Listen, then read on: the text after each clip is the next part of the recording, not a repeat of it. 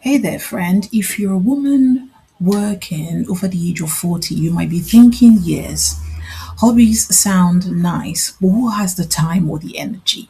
I did feel like that too. But here's the truth: hobbies are not just fun, they help you reclaim your life outside of work. Hi, I'm Hannah and I work in HR, and I spend way too much time observing the lives of people at work, but also beyond, especially women in midlife, what life is like for those who have retired and how we can learn from them to make that life beyond work much productive and even fulfilling.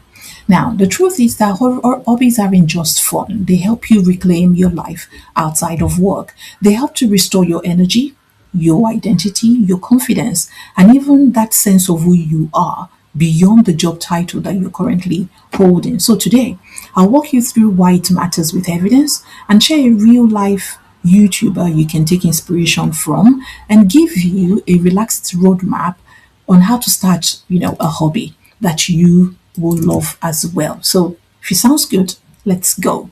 So, why do we lose ourselves in the first place? Well, you've got work, you've got family, you've got routines, you've got deadlines. They all pull at us constantly. We're constantly giving.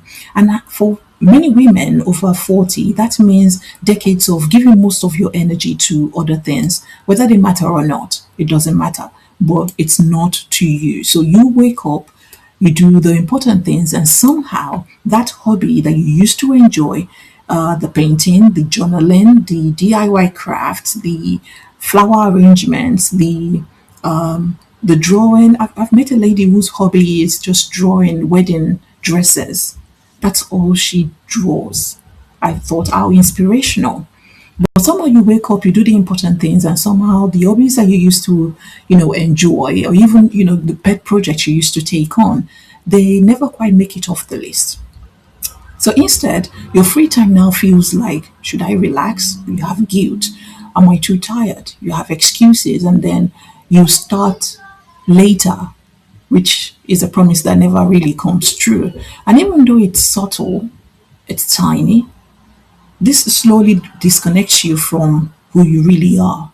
You might feel a bit numb after a while, like you're just going through the motions, but the good news is that it is fixable.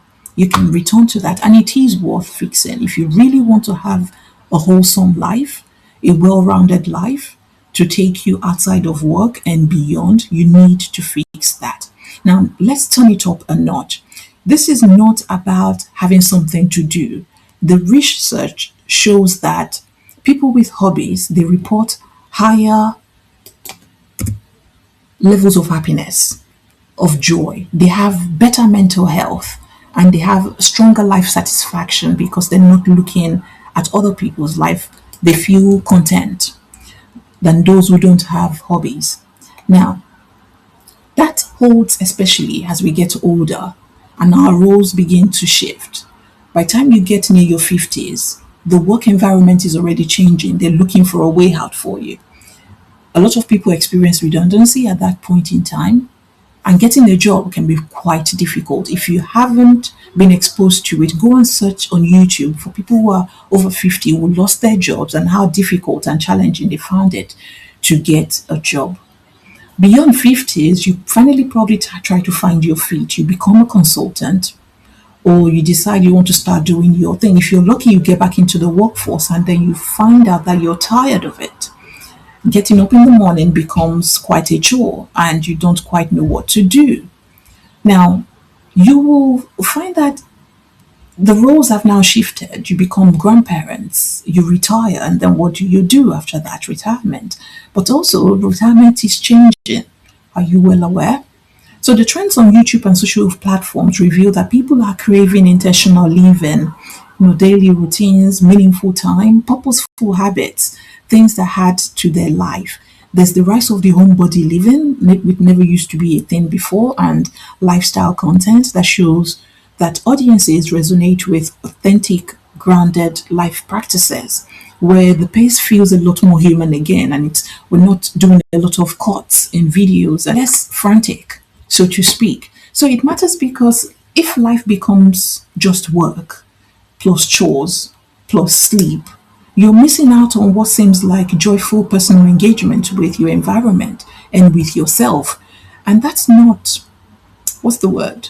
Trivial. It's not less important. It's just, it's very central to your whole being, to your own mental health, to your well being.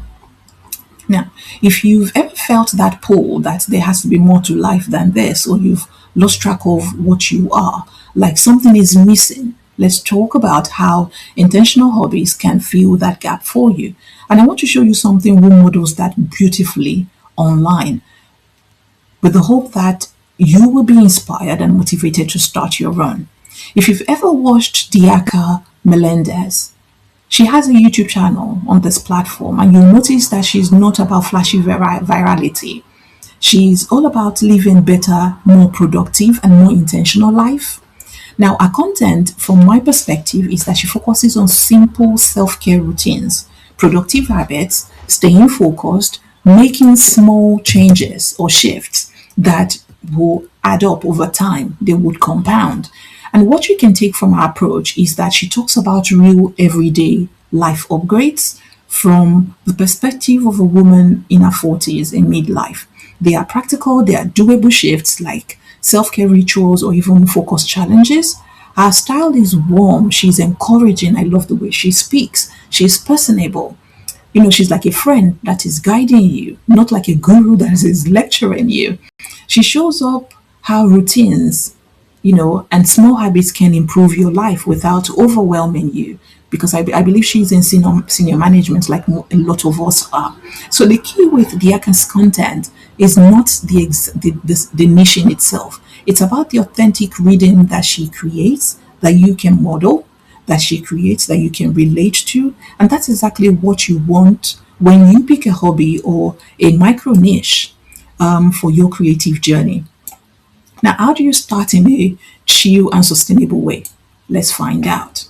Well, let's break this down into easy steps, no pressure whatsoever, because at this age, we're not chasing virality. That's not the idea. The idea is that you're creating with heart, something sustainable, that you don't fall off the bandwagon.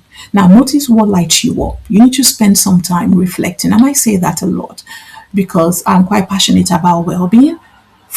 Take time to discover yourself. What do you think about your lunch break? When you try not to think about work, what do you think about? Maybe it's cooking new recipes. It could be as little as journaling, and I say that a lot because it's quite important. It could be probably your garden. A lot of people live in the cities nowadays, and there is no space for that. But if you've got probably window gardens, then that's something. What do you think about? Do you walk during your lunch hour? Or do you plan cozy evening rituals? Do you think of how you're going to spend your evening when you get home? That thought right there is your starting point. Then you want to create a little you time, me time every single week. That is one way of looking after yourself as well. It's not perfection, it's just you consistently blocking out maybe 30 minutes for you. Even if you stare at the wall, it's something.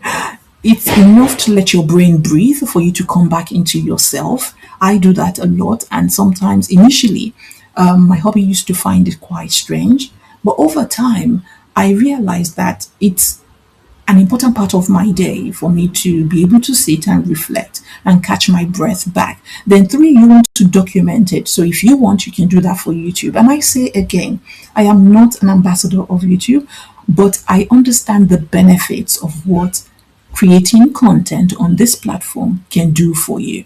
In the long term, I tell you, your life will not remain the same. So the cool thing is your hobby can be your content. So you don't have to overthink it. Dianca's videos show the value of sharing what is true, what is helpful, simple routines, honest reflections, small tips here and there. And this is why it's so powerful, because you're not just doing a hobby, you're engaging with it thoughtfully. It's right through your own thinking. You're sharing your journey and you're inviting other people to join you along the way. If it makes a difference to them, then you have done a fantastic job. And that amplifies joy, it amplifies purpose, it amplifies energy, positivity around the world. Keep it gentle, keep it yours. This is not a marathon. This is It's a marathon, not a sprint. Rather, there is no need for you to chase trends or to chase analytics or metrics. No, this is your public hobby. You choose how you share it, and it should match your pace and your own values so that you don't lose yourself. But also, maybe you should take it a step up. What does success in this looks like to you? Because sometimes you might get success, you might get fame. And if the fame comes through and you lose yourself, you lose the sense of what success is to you. So, why does this work? Let's bring it all together. Doing hobbies and optionally, if you wish, sharing them with creation like videos can help you to feel more present in your own life. It can help you to rediscover parts of you and what work buried. It can help you to build confidence outside your job. A lot of people can't introduce themselves without dropping in their job titles within the first two sentences. It's not great. We can do better. But also, it helps you to re-establish routines that serve your well-being. You can't keep go, go, go. You can't keep pouring out of an empty cup. You will dry out and life will continue. People will continue life without you. It helps you to connect with people who value the same things. We all need communities. If you go and research content from people who have retired, you will understand the value of community. It is immense. We all need it. And as YouTube culture shows with trends like, homebody and intentional living, real life content tends to resonate deeply with viewers. Not because it's perfect, no, but because it feels human. It helps them to slow down, and it's true, to humankind. So you see, hobbies are not just nice extras. They are life anchors. They pull and keep us down to for us to keep living life in meaningful ways, especially after 40. They help us grow, they help us recharge, and you'll feel like you again because you will rediscover the woman you used to be. Not that you have to mourn that or return to that, but you now open a new chapter in yourself. And if you want to share that with others, I totally invite you because your journey could be meaningful content in its own right. People will find joy in it, and you will find joy